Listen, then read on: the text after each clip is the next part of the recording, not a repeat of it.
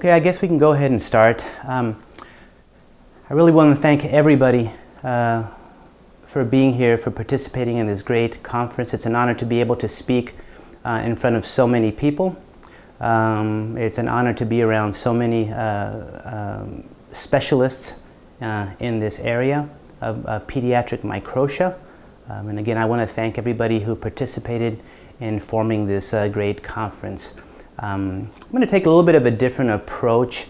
I'm going to be talking to you about my experiences with having talked to families who have gone through all of this. I have about 3,000 children under my belt right now with pediatric microtia. So I'd like to share the experiences that they've shared with me with you. I'm going to go ahead and start off just a little bit of history about me. I'm actually from the United States, San Antonio, Texas, which is in the southwest part of our great state of Texas, just above about an hour and a half from Mexico. I went to medical school in Houston, Texas, and from there went to Dallas, which is about 4 hours from my hometown, to practice my general surgery residency. And from there I went up to the Northeast, to Buffalo, New York, to practice head and neck surgery, facial plastic surgery. From there I went to Pittsburgh, Pennsylvania, to practice pediatric head and neck surgery. And there in Pittsburgh, that is where I learned how to operate on these children with microtia. I had never seen one in my residency. This was my first exposure to this kind of practice. And once I did this first surgery, I was hooked. I knew this was going to be my passion. So when I came back down to San Antonio 20-something years ago, this is where it all started. So this is a picture of my family. I have a wonderful wife and 3 wonderful boys, 2 college-age kids, and 1 still in grade school. This is the original team when I started 20 years ago.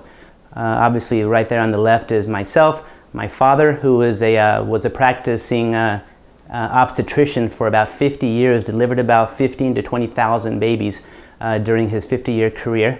Interestingly, a lot of those babies he delivered that had microtia ended up coming to my practice. The person next to my father, of course, is my younger brother, and he's a pediatric anesthesiologist, very involved in my original surgeries. And then next to him is my older brother, who's a pediatric head and neck surgeon. And he assisted me early on in my career. And then now he's the one who I send hearing tests and audiograms and that kind of thing. So we kind of initially kept it in the family. Everybody's kind of gone off on their own ways now. It's been great to be able to work with them. And I wanted to show this picture. These are my parents. My wonderful mom, my wonderful dad. Without them, I could have never been able to make it like I have now. My mom has had a few setbacks, which is the reason why I'm not there today. But I really appreciate you coming and letting me share my experiences with you. So this is my story, and I really hope this doesn't sound kind of self-promotional, but I want to get just a few facts that we have here. I'm the only practicing pediatric microtia surgeon in the U.S. I perform about 20-25 surgeries per month.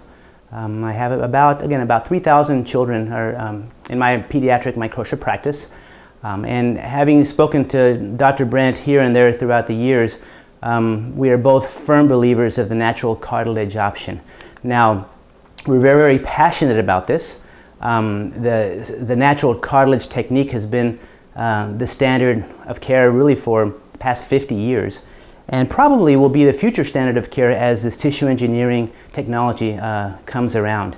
So one of the things I guess we should prepare you as parents is that we are so passionate about what we do with our techniques under our hands that sometimes you feel like you'll get some conflicting experiences. Sometimes you'll be a little more confused than not, and that's actually okay. The key is to look at all of the options, talk it over with family, talk it over with other parents who are involved with the same type of situation, and more importantly, talk it over with your surgeons, with your physicians. This is really, really key. So here's another slide that basically summarizes what I do. I operate strictly on pediatric microtia. No adults allowed unless accompanied by children is essentially the motto in my office. So there's so many questions when a child is born with microtia. What is this? There is no ear. Is there deafness? What kind of surgery is going to be needed? How expensive is it going to be? Are they going to be handicapped? Are they going to be learning impaired, hearing impaired? What about the teasing? I've heard of all these things about horrible pain, this and that. It's really, really important to be able to get to these parents relatively quickly. So the journey, there's always the initial shock. And it's really important once the parents make it through that part of it and they learn about microtia, they go on the internet, they ask the doctors, and then they realize that it's going to be okay and there's acceptance. So the usually methodical approach with the typical microtia patient in the hospital is they always take care of any other immediate medical issues. Usually then they get discharged from the hospital and then they follow up with the microtia surgeon. It could be at 6 years of age, it could be 2 years of age. Hopefully it would be sooner than that. This slide basically shows you the approach that I wish that everybody would take. It would be perfect to have the microtia specialist get consulted the day of birth. So when do you consult them? Again, the day of birth. That is a time when we can get to the parents, talk to them, tell them that it's going to be okay, for them not to worry as much and get all of those negative feelings out of the way. We have to let them go through the normal feelings that anybody would have under the circumstances, but it's really, really important to put things into perspective. So when to consult, here's just a picture of a little baby, a little 6-month-old. I love to see them when they're that early because we can talk to the parents, answer many of the questions, and get them excited about what's going to happen down the road. How do we deal with this microtia? Well, it's extremely stressful to the parents, obviously. There is the question always, what did I do wrong? Should I have not been smoking during my pregnancy? Should I have been drinking during my pregnancy? All those things happen and all those questions occur. Is my child going to be deaf? Why was it missed on the ultrasound? Well, on the ultrasound, they're not quite looking for the ears. They're looking for the heart, they're looking at the brain, they're looking at the lungs, the liver, the kidneys. Those are the things they're looking for, not necessarily the ears. So how should I raise my child? Very, very important, and I'll get to that in a few minutes. So how do we deal with the families, with the parents? Reassurance, number one. Okay, we have to give them hope because there's perfect reason to give them hope because it's going to be okay. We have to put things into perspective. And what I mean by that is I always tell the parents, this is my classic response is, take a walk down the pediatric intensive care unit, and that's a family that has a real problem. Or worse, take a walk down the pediatric oncology floor. Those children may not make it by tomorrow. That's a real problem. This is not a real problem, so it's not going to be the end of the world. These kids do very, very well. They're very intelligent. They do fantastic in school. That's one thing that we need to make sure that the parents know before we move on. So they can lead a very productive life. Obviously, people know who this is, or most people do. This is Paul Stanley from the band KISS. He's the lead guitarist. Very, very famous, very successful, very talented musician. He was born with the right-sided microtia. And he actually had his surgery when he was about 30 years old, I believe. And he's done extremely well in his life. And up until 30 years of age, he managed to do very, very well. He actually has a book that came out that's very interesting that talks about his experience going through adolescence all the way to adulthood. Music, music, music. I really push these children in music because what these children have that nobody else has, they have the ability to hear sound a little bit louder on the microtic side. If you were to hum and you put your finger on one side, maybe on the same side as your child's microtia, the sound all of a sudden gets louder. And that's because of the vibration. So when something vibrates, it goes directly into your inner ear.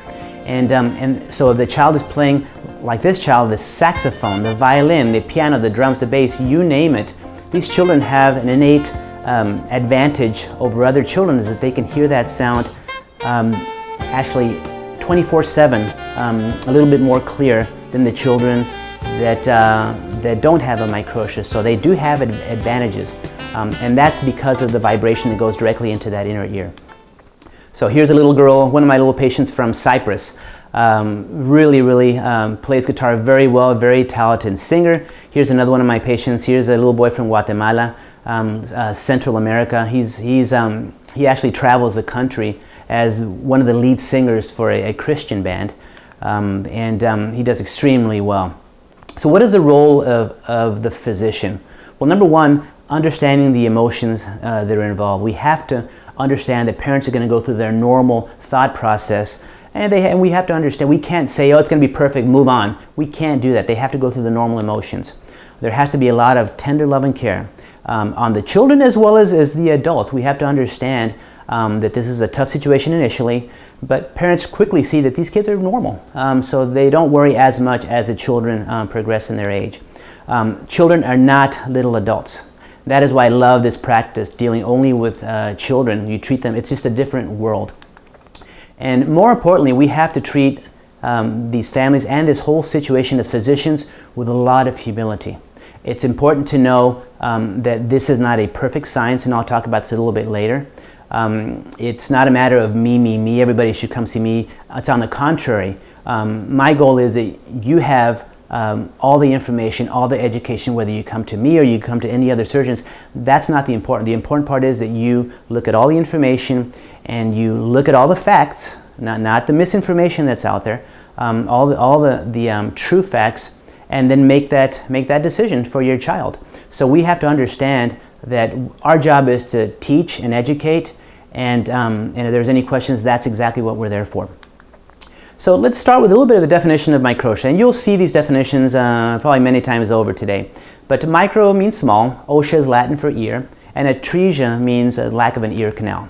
So there are several classifications or grades of microtia. Grade 1 microtia is one where the ear is almost adult size. It has most of the anatomic characteristics of a normal ear.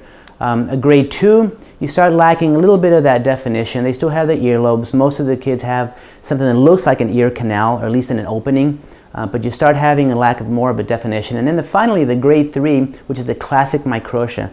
That is the one where you have a little bit of disorganized cartilage on the top. Then you have a lobule or an earlobe on the bottom. And again, under that skin is where you have that disorganized cartilage. That's an advantage for us as cartilage surgeons, because that allows that skin to remain elastic and remain expanded for when we go in there and insert our cartilage. And then finally, you have anotia, which means no ear. Now the incidence, again, these numbers get tossed around by different people.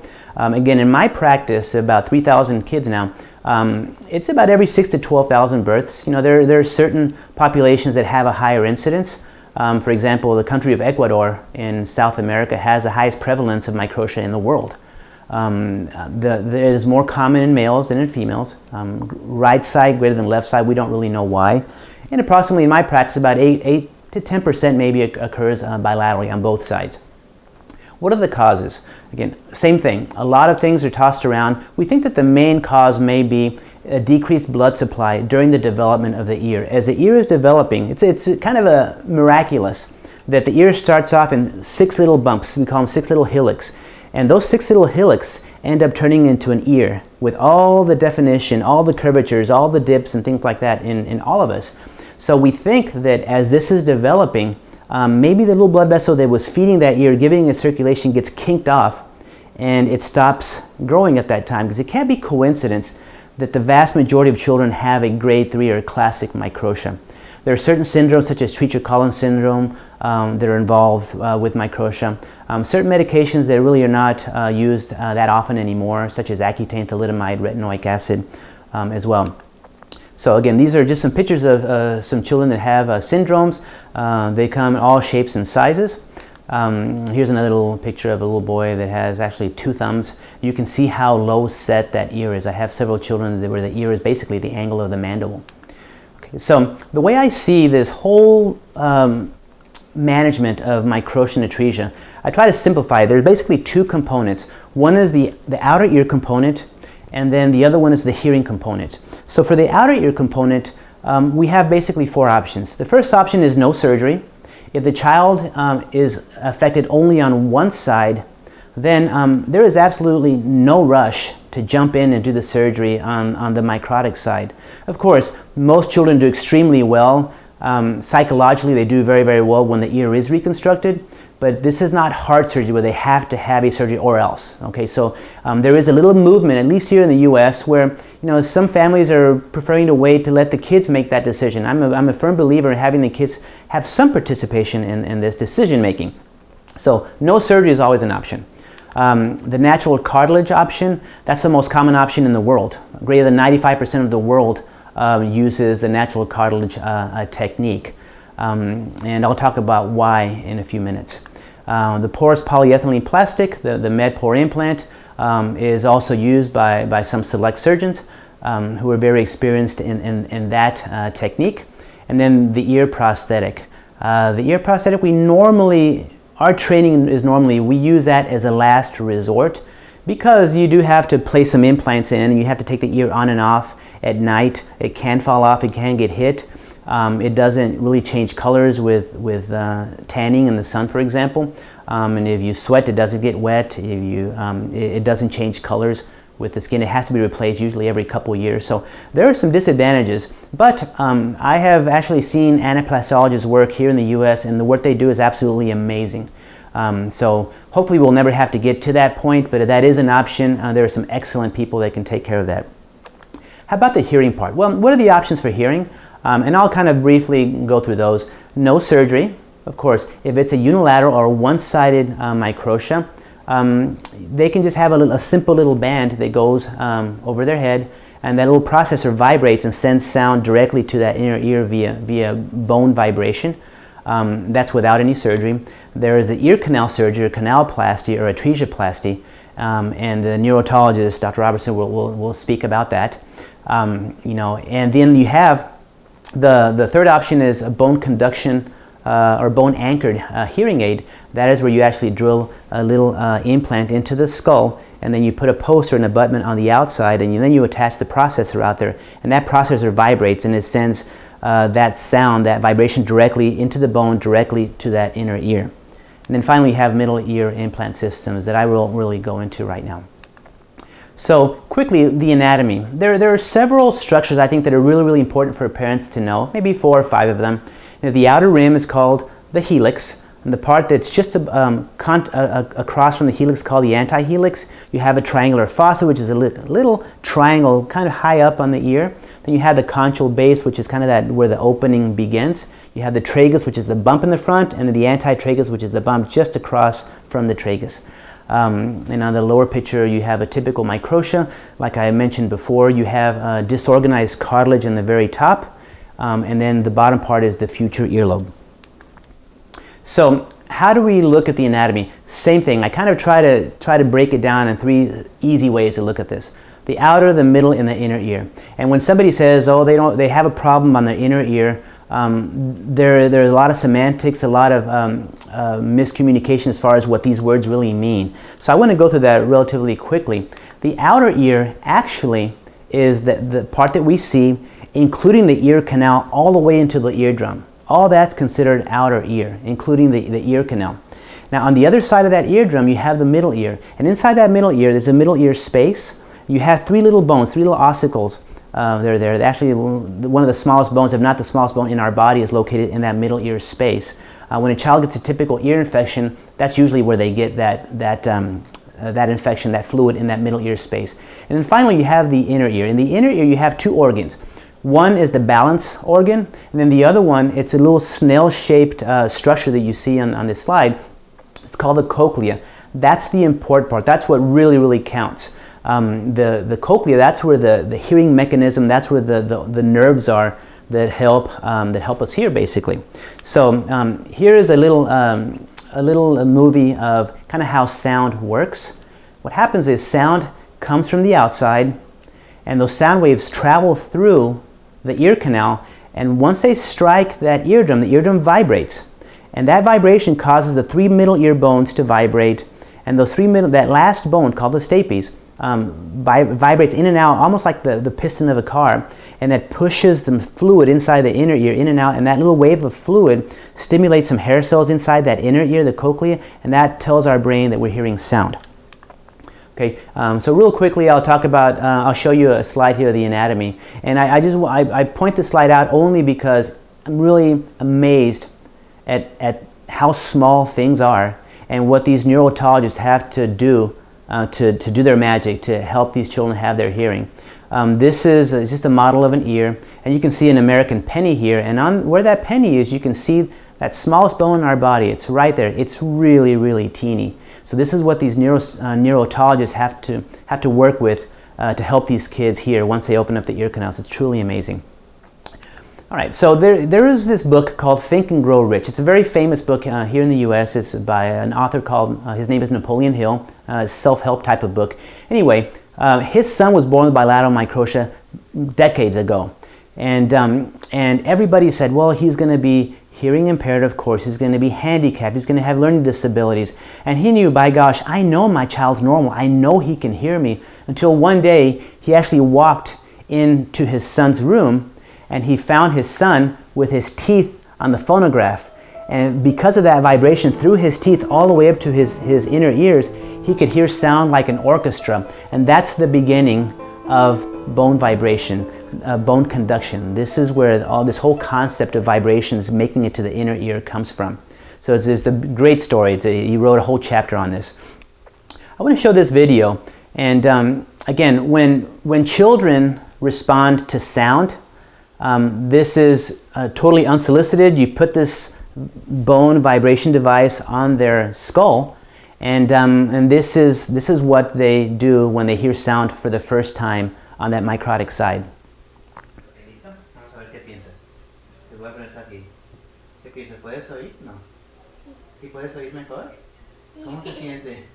As you can see, he's really excited because he's hearing sound that he's never heard before. You know, that at least a lot more clear sound. And I love this next video. This is one of my all-time favorites. This is a little 6-month-old little boy who was crying the whole time he was there in the office. And the second I touched his skull with a little bone conduction device, I want you to see how he responded.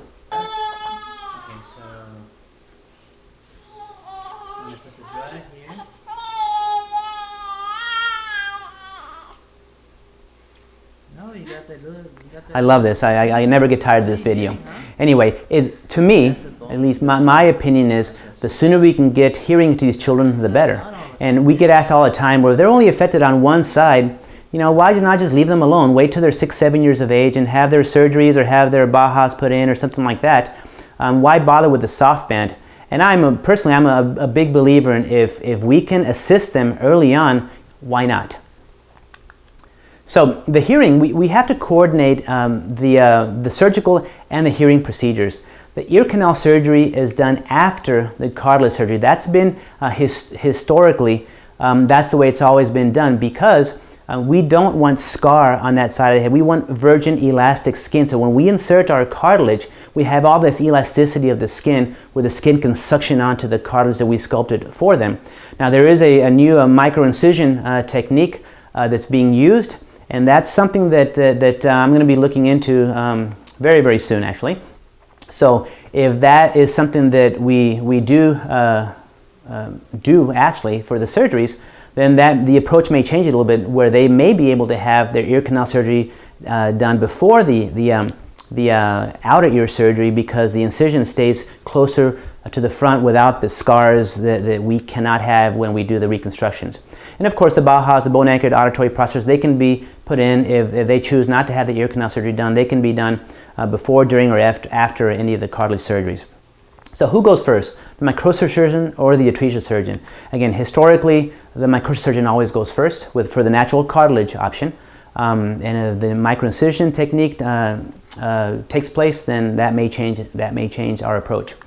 So here's just a few pictures of what the ear canal looks like when the otologist goes first. And these children have come through my office already operated on. And the reasons that we don't like this approach is because you can see, really on all 3 pictures, you can see the scars that occur behind the ear.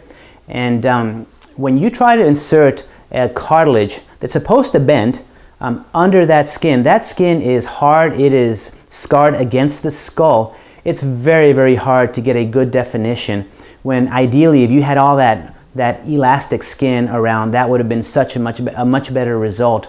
So these are the reasons why we prefer to do our part first for the natural cartilage technique before the autologous comes in. Again, once the microincision technique comes around, that may change some things.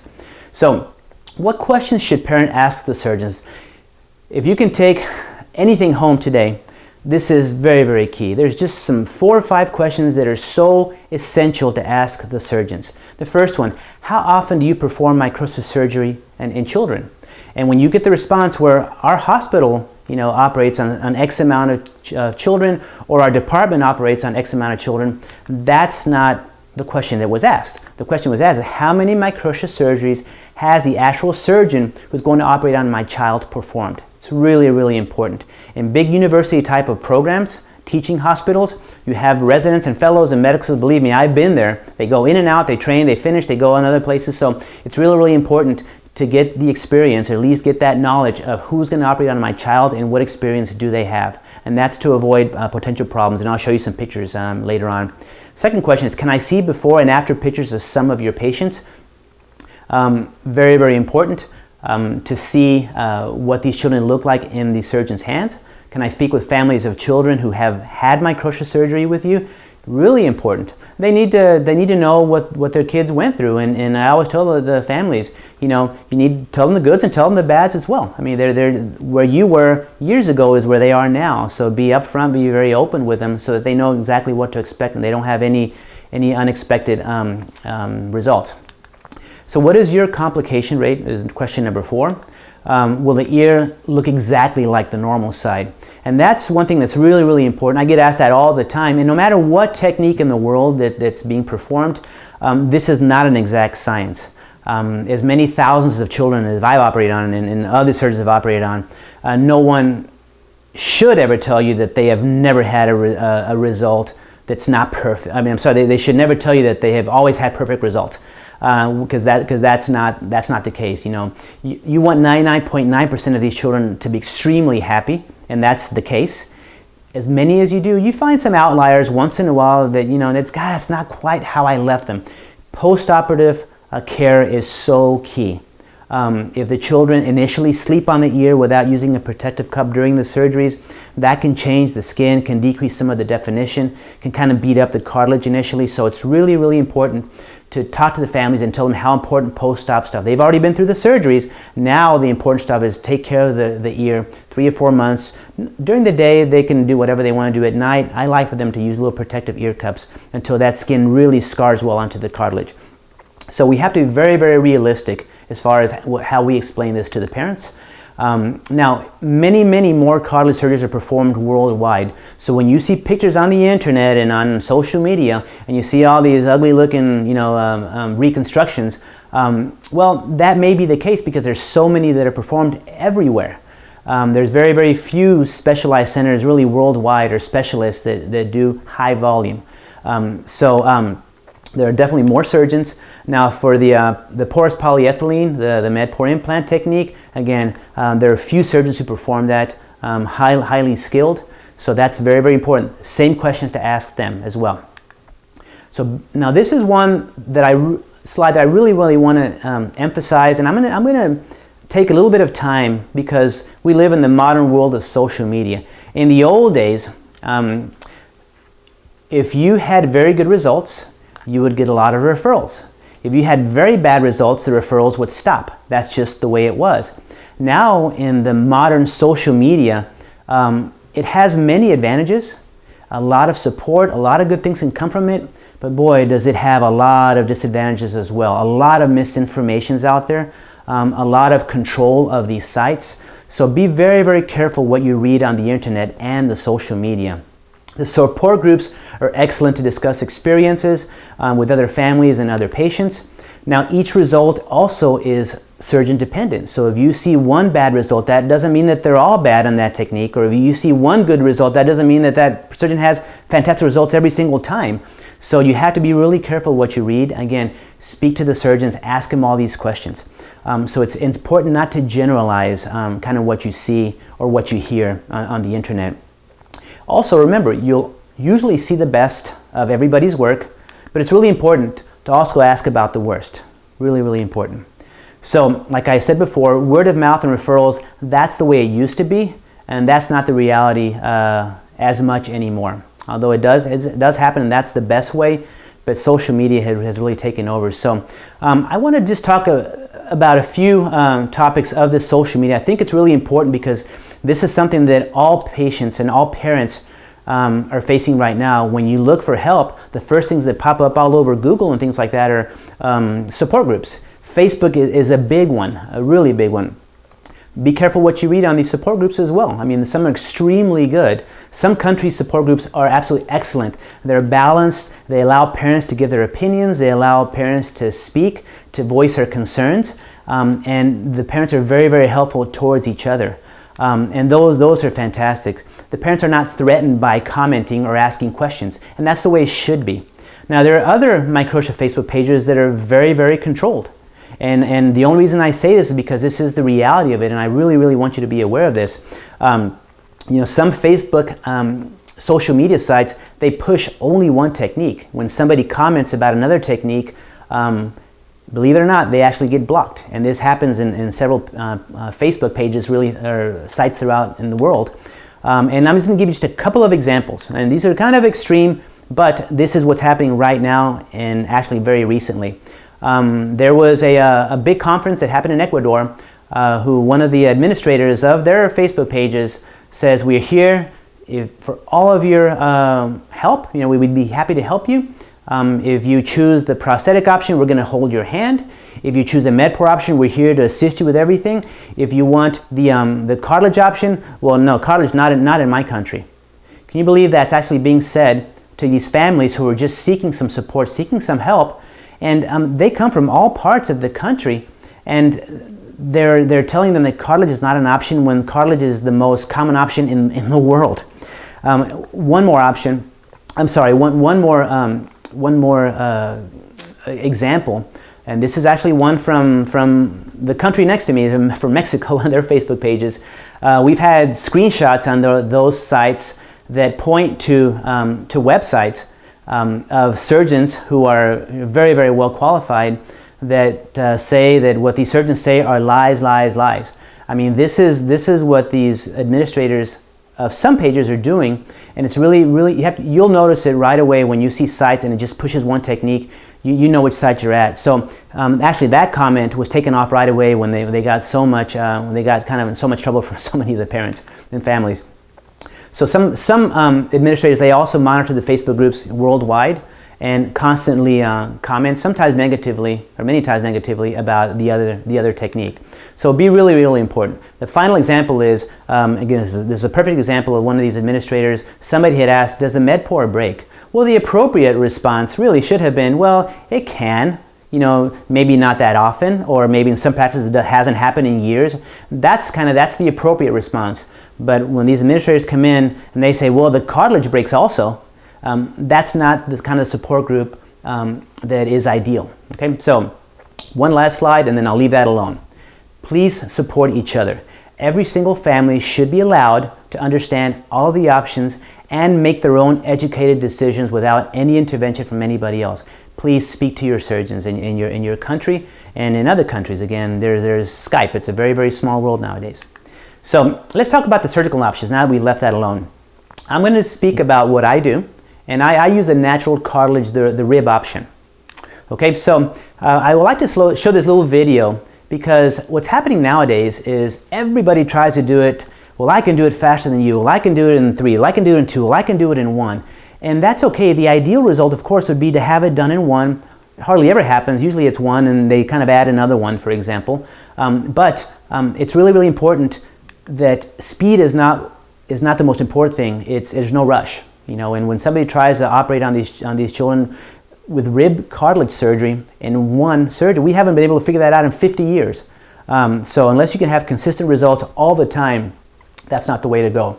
So it is the final result that counts. These children are going to have these years for the rest of their life, whether they do it in 1 or they do it in 2 or they do it in 3. You're just talking about a difference of 4 to 5 months in the span of their life. It's really not that big of a rush. So as far as timing of surgery, I'm a big believer in staging them. You do 1, You make sure they scar exactly where them to scar, where everything doesn't move, and then you finish off the next one, and then you finish off the final one. And I'll talk about different options as far as a surgical technique for cartilage. But I'm just a big believer in staging because you can really control the outcome of that ear. So let's talk about why cartilage. A lot of options out there and a lot of opinions out there. Why would these cartilage surgeons choose this technique and be so passionate about this is the only way? Well, I'll tell you why. Nothing can match our own natural cartilage. No matter what anybody says, our own living tissues, they're the ideal tissues. Okay? So again, it's our own living tissues. It will not break or fracture as you hear. You know, of course, if you were to grab it and theoretically bend it all the way down 180 degrees, well, of course, something may happen. You may break it, but it bends, and I'll show you a video in a second. It is alive and it grows with the child. The skin of the ear remains the same color and the same texture. You don't have to take skin off. In some techniques, you actually take some of the good skin off to place something on top of that. You actually have the sensation, the color of the skin, the nerve supply. You don't have to deal with taking any of that off, and that's a huge advantage of the cartilage technique. There are no restrictions for many sports once we're all finished. Of course, you need the post-op care for a few months afterwards, and then they can do whatever they want to do. They can conquer the world, and it lasts a lifetime. And here's a picture of a child. He just finished his surgery, and I wish he wouldn't be playing soccer just yet. He just got home. And the parents, very happy, they sent me this video, and him running around, kicking the ball. Obviously, he's not hurting from his cartilage, from his rib side, because you can see he's just moving around and juking everybody. I wish he wouldn't perform any headers like he did, but you know, it is what it is.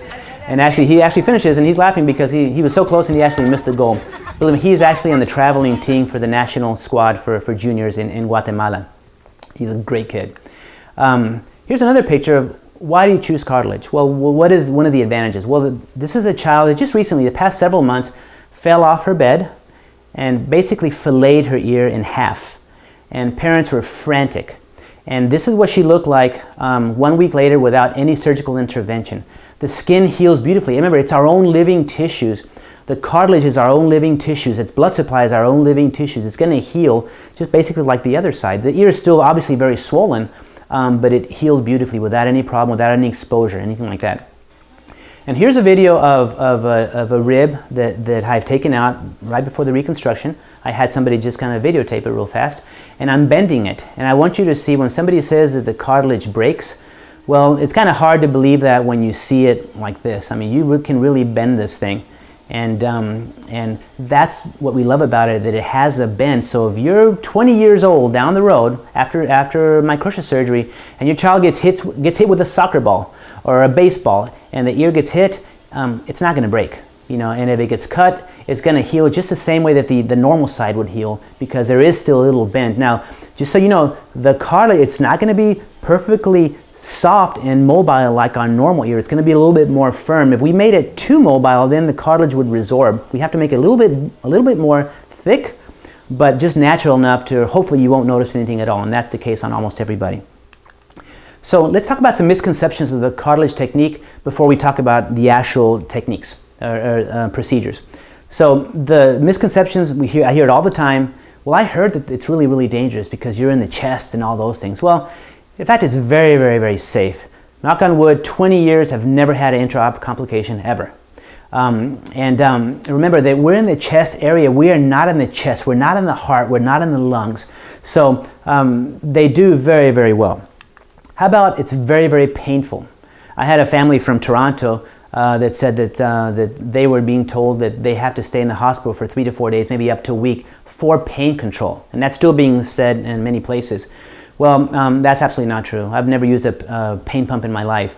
Our kids don't get morphine. As a matter of fact, they have very little discomfort. So from a 1 to a 10 of pain scale, the average child in my practice is about a 1 or a 2. And the reason is because once I take out the cartilage and I'm doing the sculpting, our anesthesiologist puts them on their side and they're intubated. They're under an anesthetic. They don't feel a thing.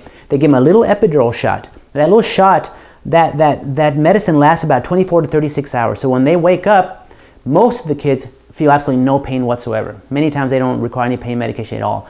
24 to 36 hours, then it starts kind of winding down. We usually give them a little bit of Tylenol with codeine, and that's enough. The kids do very, very well. This is just a picture of a child immediately after surgery. He's smiling. His dad was showing him a picture of the ear that I had showed him intra-op during the surgery, and he's pretty excited, but he looks pretty comfortable. And again, this is a little girl from Hawaii a day after her surgery, and this is very typical of what we see. A little girl from Cyprus, her post-op day number 1 as well, doing very, very well. And a little boy from New York, same thing, running around the first day after surgery. So how about multiple nights in the hospital? Well, no. If we perform 2 surgeries, then they're hospitalized only the first night, and I send them home the next morning. I'm a big believer of watching them overnight. Let the nurses take care of the children, let the parents rest, and there's absolutely no rush. I don't have a problem watching them overnight, and I'll send them home first thing in the morning. So they go home. The other 1 or 2 procedures that we perform, it's outpatient, so they go home the same day. How about it takes about a year to finish it? In the old days, when there were 4 surgeries and they were separated every 3 months, it would take up to a year. Now we can finish them up in about 4 to 5 months. It is much more expensive. Well, that's really not the case. We have special rates with our hospitals in my practice, so there's less patient responsibility than with anybody else around. Surgery takes a long time. No, average is about 2.5 to 3 hours. We remove many ribs. Well, no, the fact is that we only remove a small portion of 3 ribs. The whole point is not to take out. In the old days, they would actually take out kind of a section of the rib cavity and the cartilage, but no, we haven't done that in 20 years, if not more actually. So the whole thing about chest wall deformities, I hear it all the time. 20 years, I've never had a chest wall deformity. That just doesn't happen. We don't take that much rib out. Large chest incisions.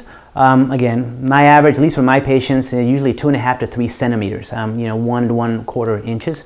Here's a picture of just a typical chest incision.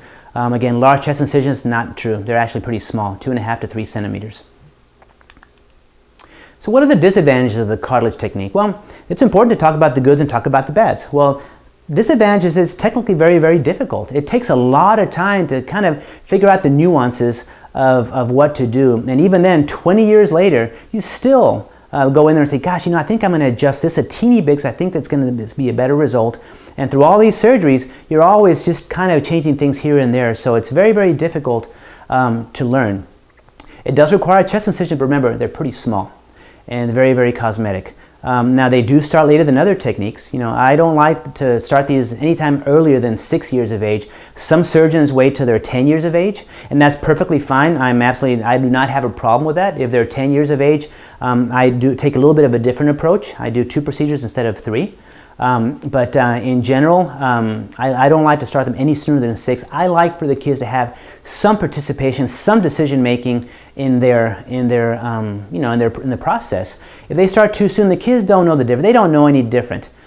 So also the post-op care, the understanding about what's happening to them, the care that they take, they're a lot better when they're a little bit older than when they're really young. So I'm not a believer in starting them so young. It does require 2 to 3 trips. That's when it is, especially when you come from far, far away, and that just goes with the territory. But again, remember, they're going to have these years for the rest of their life. Now, the other thing is, finally, is that the atresia surgery is always pushed back after the microtia surgery with the cartilage. Again, with a microincision technique, this may change, but for right now, that's still the standard. Now, as far as the timing of surgery, same thing. I don't start them until at least 6 years of age. Some start later. I'm perfectly content with starting 8, 10 years of age. If the kids are big enough, if I know they have enough cartilage, then I'm perfectly fine to start them a little bit earlier. Hopefully we'll avoid the 2 or 3 years of teasing that they could have as they start elementary school. So it all depends on their size, on their height. As far as when it's bilateral, again, in the old days we used to start them when they were 4 because you did not have the other ear to compare it to. Now, because of such great bone-anchored or bone vibration devices, Bajas and things like that, soft bands, I don't really rush it. So I still start them all around 6 years of age. And when it's bilateral, I actually combine the surgeries. So in other words, you don't have 3 surgeries on each side. You don't have 2 surgeries and we combine. You do one side, they come back 2 months later, you do the other side and the second side on this side. Then you come back again, you do the third side on this side, you do the second side on this side. So we can still finish them up pretty soon, really within 5 months, maybe 6 months when it's bilateral. So let's talk about the surgical stages. Now, if they're less than 10 years of age, I do three stages, and I'm a firm believer in staging. The first one, that's the big one, that's where I make a little incision. I harvest 3 little pieces of cartilage. Usually takes me about 25-30 minutes to get the cartilage and start closing. It's pretty fast. When I'm doing that, the anesthesiologist puts them on their side, puts a little epidural injection in, puts them back on their back, and by the time they're finishing, I'm already coming in. I make a little incision in the front of their microtic vestige. I insert the cartilage under their skin and put some suction on, and they're done. They come back a month and a half, a couple months later for stage 2. That's where I form the earlobe, and I deepen the concha, which is that opening where the ear is. Again, remember, this is for kids who are less than 10 years of age. I do 3 procedures. And then they come back a month and a half, couple months later. That's where I separate the ear. I put a small implant back here, which is abutting the skull, so there's no risk of it breaking, or really, I mean, very low risk of it exposing. And they do very, very well. Let's go for now, if they're older than 10 years of age, or 10 or older, then you can actually combine these and actually do a little bit more work and do these in 2 surgeries. They're a little bit of a different technique. You may need 1 little extra piece of cartilage in a small little sliver, and that's just to make the front part of the ear, to make the depth, make it a little bit more projecting, and then you avoid the implant. So again, 2 months later they come back, or maybe a little bit more than that, they come back and the ear gets separated. All right, so they're performed in 1.5 to 2 month intervals, and again, it's completed in 4 to 5 months. So this is the hospital where I do most of, if not all of my first stages, the cartilage surgery. We try to reassure the patients. Again, we live in a pediatric world, at least in my practice, so everything is focused on the children. Whether we have their face painted, they're playing video games, we have a great child life specialist. You know, some people actually, they come in and they actually will put little ornaments on their ear cups and things like that. So it's really a very, very happy practice. One of my hobbies actually is design. I design t-shirts, and so I like to make t-shirts for all my patients. So it's a lot of fun for me, and the kids feel a little bit special. So anything we can do to make their life a little bit more special as they go through this process. So the first surgical stage, again, we have to reassure the children. Most of the kids actually don't get sedation when they leave the parents. You would think, well, they've got to be so scared. Nowadays, with these kids playing on their iPhones and things like that, we can just put, here in the US, I don't know about other places, but they play Angry Birds, and that's all they need, and they can go in there and they can be looking at their little iPhone or little iPad, and they put a little mask next to them, and before they know it, they fall asleep. They don't even know what hit them. So it's wonderful when we don't even have to sedate them. This little girl, she demanded to have her doll in the OR with her, so because of that reason, her doll, guess what? Her doll ended up having surgery as well.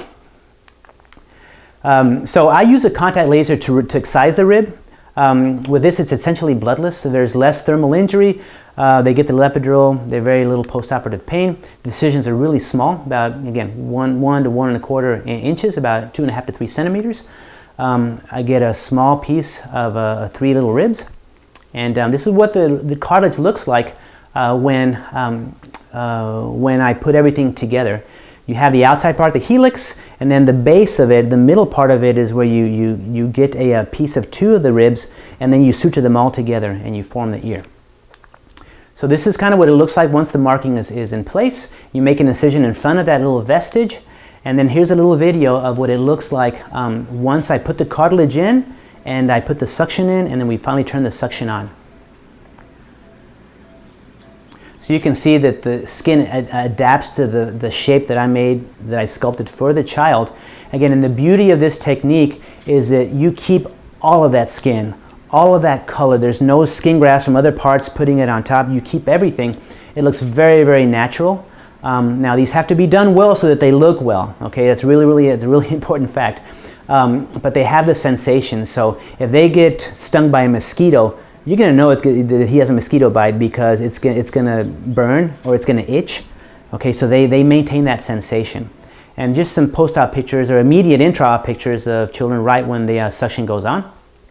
And we try to make them all look consistent. Okay, and this is 1 week after surgery. You can see the child still has a little drain, and I'll take that drain out there in the office. It doesn't really hurt them.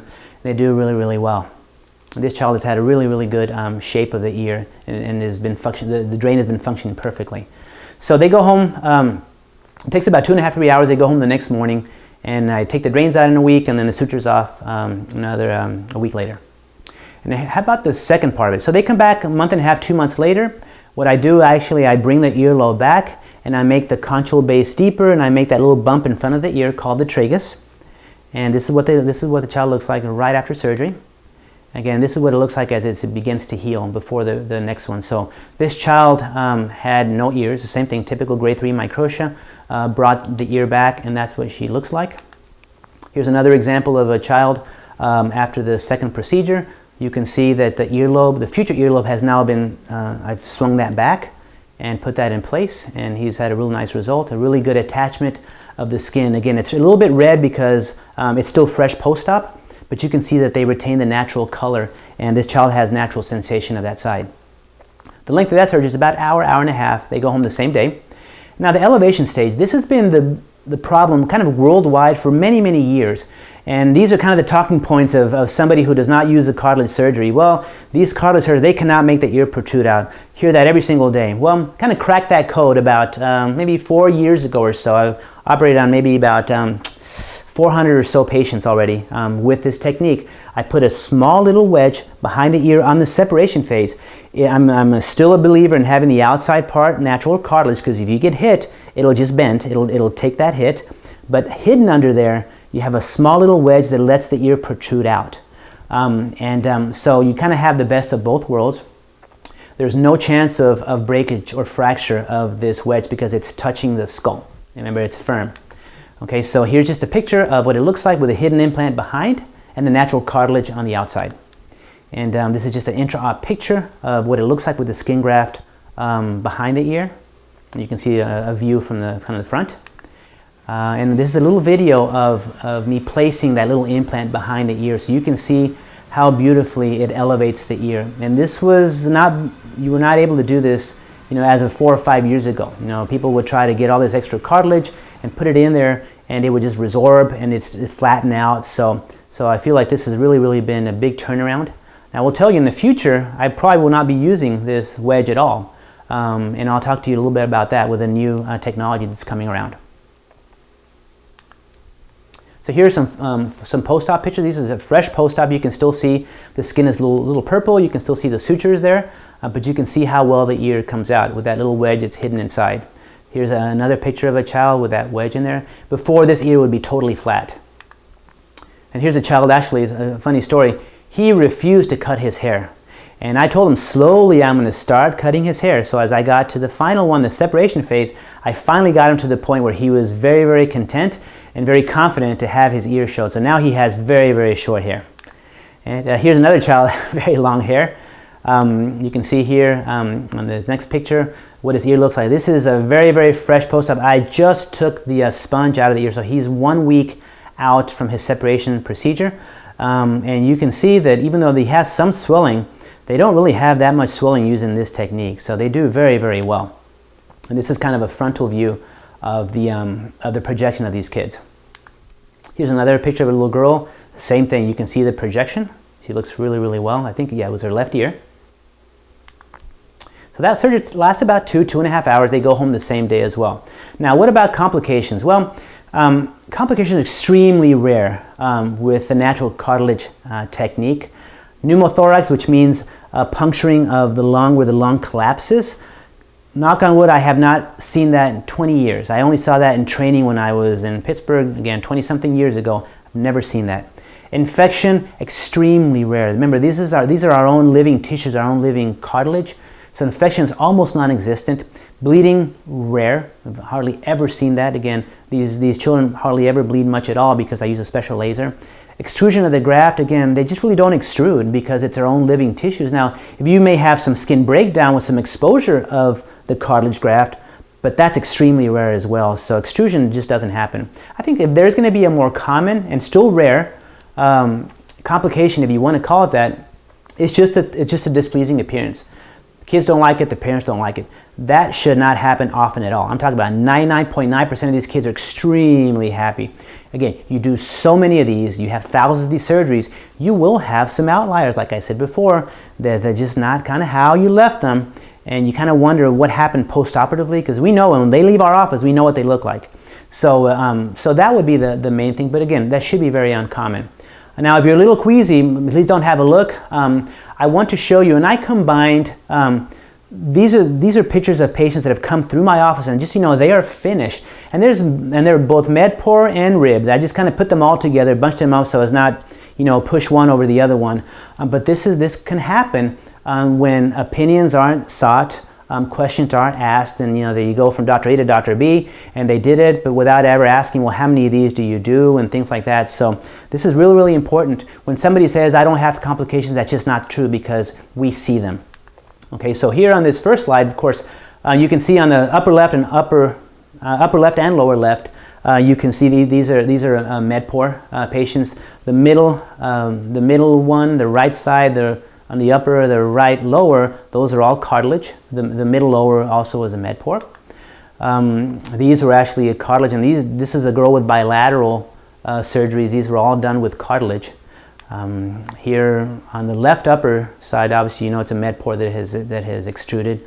The lower left, cartilage. The middle upper, cartilage. The middle lower, that was a med-poor. Now they chose to go to the prosthetic route. So let's go on the next one. Obviously, again, I'm sorry to show these pictures, but I just really think it's important that you see what can happen. So be very, very, very careful, and please do your research. And then there's, I think, a couple more slides on this. Again, the left one was a finished cartilage surgery. The middle one is an exposed med-poor surgery. The right upper one, this is really interesting because this child had a lot of hair. There's really no reason to try to attempt a cartilage surgery just by sticking the cartilage in there, because the whole ear is going to be covered by hair. So you have to take a little bit of a different approach. And the bottom three are all med-poor. This is a child actually from the top left, actually is a child from Mexico City. And he had the med-poor that failed. Then they attempted the cartilage that failed. And then he had a little brother that also had a microtia, so they brought him to me.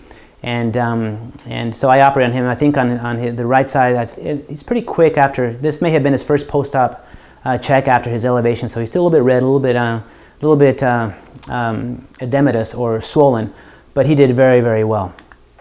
So the results are very, very surgeon dependent. It's really important. So these my final slides are going to talk about basically just before and after pictures, and I'll kind of walk you through some of these. This is a little girl with a right grade 3 microtia. This is what it looked like immediately during the surgery once the suction is placed. And this next one you can see after the second one, I've already brought her earlobe down and made that ear canal a little bit deeper. And then this is a picture of her right after the separation phase. So you can still see the ear is pretty swollen, a little bit red, and that's her as the swelling is starting to go down. She's starting to retain her natural color. And I really emphasize these kids retain their natural color of the ear because you're just putting the cartilage under the skin.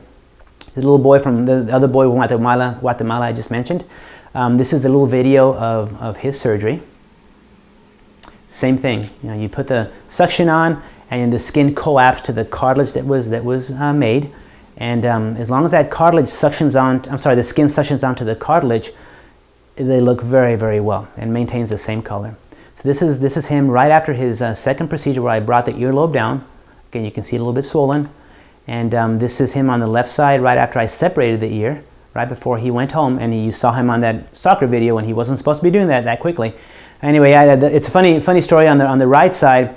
His little sister was not going to leave my office without having an ear cup just like her big brother, so we had to get her an ear cup.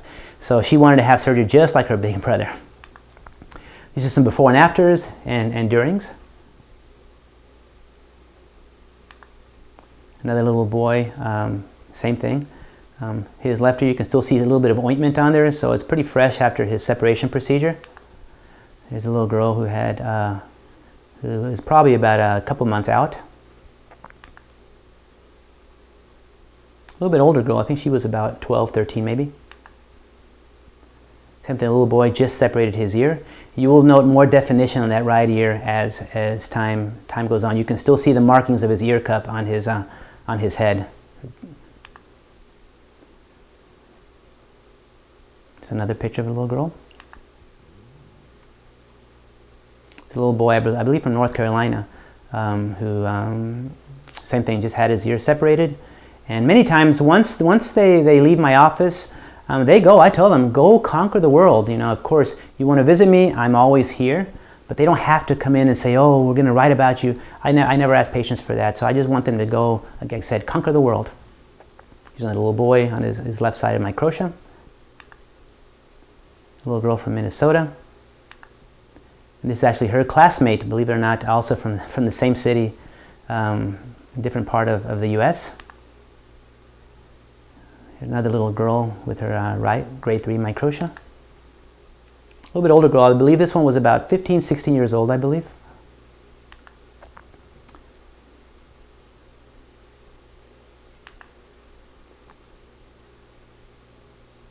He's a little boy. This girl did very, very well as well. This little boy from Pittsburgh did extremely well.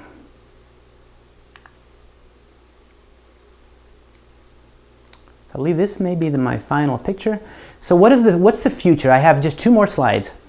The future of all this, we talk in the US, there are 2 kinds of mice. One is Mickey Mouse, and then the other one is the Vacanti mouse. I don't know if you've seen this through the internet.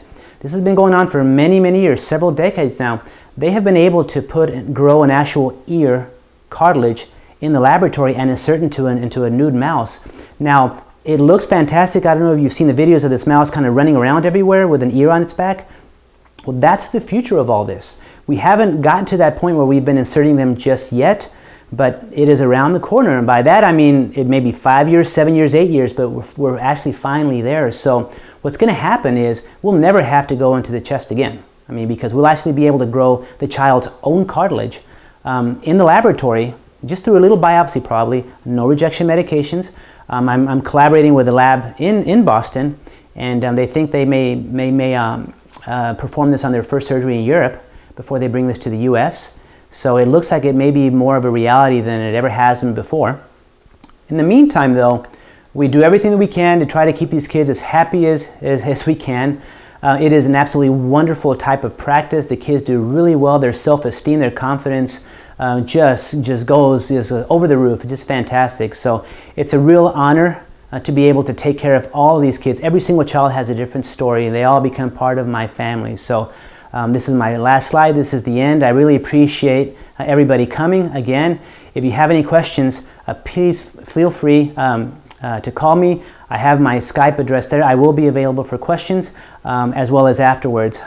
Feel free to ask me anything, and then once this conference is over, you can actually call me anytime that you would like. Thank you very much.